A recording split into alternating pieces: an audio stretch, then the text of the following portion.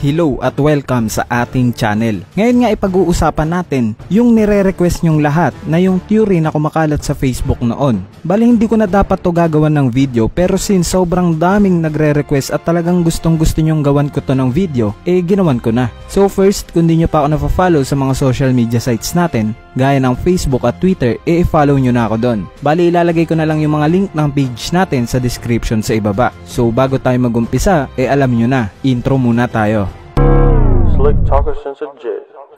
When I talk all the time, ooh, yeah. Look at the way that I move, swag, disrespectful and I'm rude, okay. I had cocaine in the school.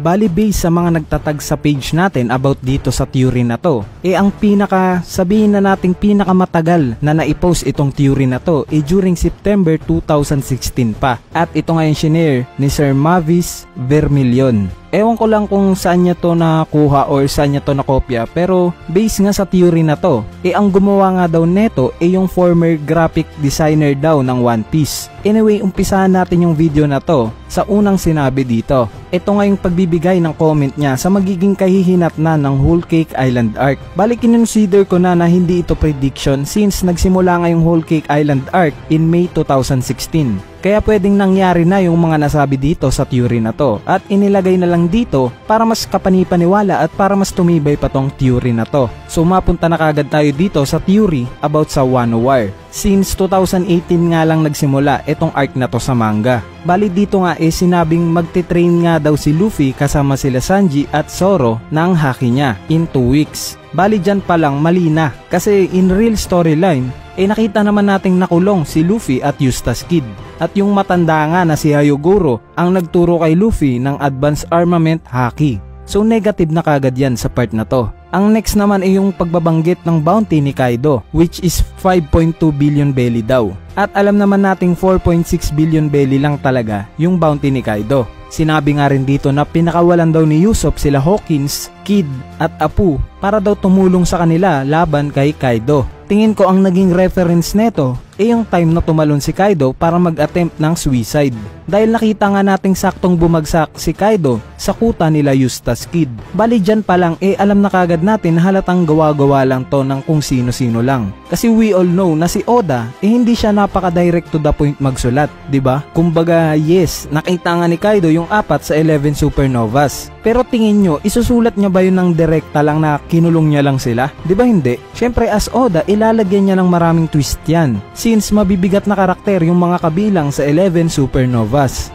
Next naman na sinabi dito sa theory na to, yung paglalaban daw na magaganap sa pagitan nila Kaido at ng 11 supernovas. So clearly para sa akin halatang no basis and just speculation lang lahat ng binanggit na fight scene dito. Kasi kita nyo naman na sinabi pa lang dito na puro characters lang sa 11 supernovas yung nababanggit at wala ni isa sa 9 red scabbards. Kasi if kung totoo man na dating nagtatrabaho talaga kay Oda yung gumawa ng theory na to, para sa akin alam niya simula pa lang yung magiging flow ng istorya ni Oda. Kasi as the story proceeds, ikita naman talaga natin na talagang sinet up ni Oda sila Kinemon at Momonosuke sa Punk Hazard arc pa lang na talagang related sila sa Wano, 'di ba? So bakit hindi man lang sila nabanggit sa theory na to? Kasi kung talagang legit na theory to galing kay Oda, dapat may nabanggit siya kahit isa na samurai since may idea na kagad tayo sa Wano simula Thriller Bark arc pa lang. Dahil dito nga natin nakilala si Ryuma. So ang pinaka-climax nga ng theory na to yung part na namatay nga daw si Luffy at i-revive nga daw siya ni Trafalgar Law using the special ability ng Opi-Opi no Mi. Bali dito masyado akong nako-confuse kasi gaya nga ng sabi ko sa last video natin na hindi nga immortality yung nabibigay ng special ability ng Opi-Opi no Mi.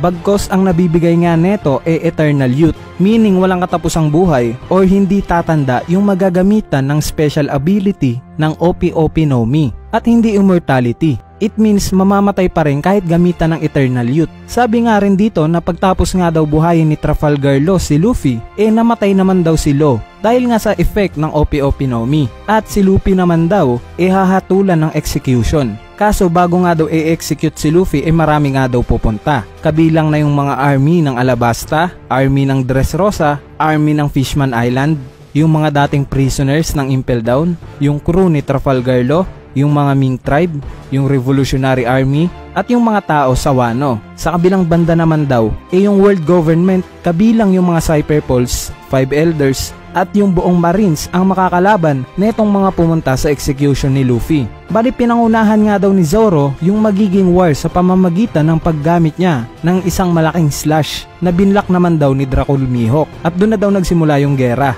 So personally, tingin ko itong idea ng theory na to hindi talaga nanggaling kay Oda mismo. Dahil gaya nga ng sabi ko, hindi naman ganito kadirekta gumawa ng kwento itong si Oda. Bali kung sino man ang gumawa nitong theory na to, halata naman na very inspired siya sa nangyari during Marineford War. Kasi kung i-analyze nyong mabuti or kung ilalagay mo sa sarili mo si Oda, gagawin mo ba ulit yung nangyari na during Marineford War? Di ba parang nakakaumay naman ata kung ganun ulit yung mangyayari? Kasi sa nakikita ko sa ginagawa ni Oda sa One Piece, binibigyan niya tayong mga fans palagi ng gulat factor. Which means pinapakita niya sa atin na hindi siya predictable gumawa. Gaya na lang nung nalaman natin na galing pala sa past itong sila Momonosuke at yung iba pang Scabbards. Diba halos lahat tayo nagulat dahil possible pala yung time travel sa One Piece. And halata namang hindi predictable si Oda gumawa. Kasi kita nyo naman kung ilang YouTuber, even sa ibang social media sites, kung gaano kadami yung gumagawa ng theory about sa One Piece. Nakikita nyo ba yung ganyang kadaming theory na yan sa ibang anime?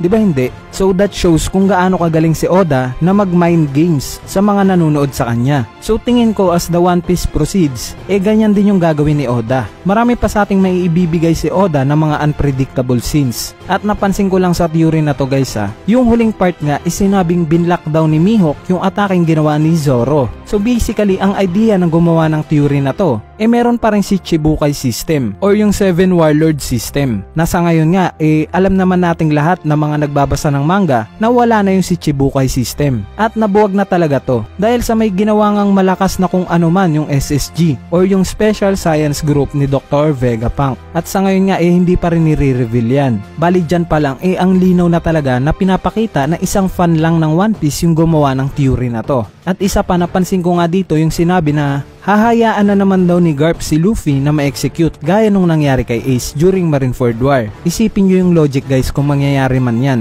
Tingin nyo ganun ba kabobo si Garp para ulitin na naman niya yung pagkakamaling ginawa niya noon during Marineford War? Diba hindi? At isa pa sinabi nga rin dito na nalaman nga daw ni Shanks yung mangyayari kay Luffy at hindi daw siya pupunta dahil pagsubok nga daw yung magaganap na war kay Luffy. Bali sa gagawin ni Shanks mapapaisip ka So kailan i-reveal yung lakas ni Shanks? Sa huling episode pa ba ng One Piece? Pansinin nyo yung idea na magkakaroon ng war sa pagitan ng puwersa ni Luffy at ng mga Marines at world government. So para sa akin hindi to ideal na mangyayari kasi I prefer na mas mahuling harapin ni Luffy yung world government at Marines. Kasi ano bang goal ni Luffy simula pa lang ng paglalakbay niya? Diba maging hari ng mga pirata? At para maging hari siya ng mga pirata, obviously, dapat makarating siya ng Laugh Tale. So ano bang meron sa Laugh Tale? Based nga sa flashback story ni Kozuki Oden, doon nga daw matatagpuan at malalaman kung ano nga ba talaga yung nangyari during Void Century. So it means pag napuntahan na nila Luffy yung Laugh Tale, malamang sa malamang, yun pa lang yung magti-trigger sa kanya para magalit dito sa world government. Bali para sa akin, ito yung mas logical na idea para tapusin yung One Piece. Yung laban sa pagitan nila Luffy at ng world government. Kasi kung makakalaban at tatalunin nila Luffy yung world government bago pa sila makapunta ng Laugh Tale, para sa akin mawawalan na ng silbi yung kung ano mang meron sa malalaman nila sa Void Century. Diba? Kaya talagang napaka-imposible ng idea ng theory na to para sa akin.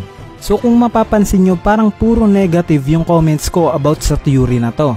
Bakit nga ba hindi? Kaya nga debunk video yung ginawa natin na to diba? Naiinis lang kasi ako na parang nagtiturn itong theory na to as a fact, which is hindi naman dapat kasi parang nalalason neto yung ibang fans ng One Piece lalo na yung nagsisimula palang manood sa series na to. Reminder lang guys lagi nyong tandaan, ang mga theory nga na nababasa or naririnig nyo sa akin or sa ibang gumagawa ng theories laging 70-30 yan. 30% na pwedeng mangyari at 70% na pwedeng hindi mangyari. Kaya sa mga still naniniwala pa rin sa theory na to na kesyo binura daw to dahil ito nga yung mangyayari sa One Piece, I suggest na i-analyze nyong mabuti. Dahil para sa akin, sobrang labo nitong theory na to. And that's it. Yan yung reaction or say ko about sa theory na to na nilabas in 2016. So kung sakaling na-enjoy nyo tong video na to, huwag ka nang mahiyang pindutin yung like button. Dahil napakalaking tulong na nga niyang like mo para sa ating channel. At syempre, huwag mo na rin kalimutang pindutin yung subscribe button para lagi kang updated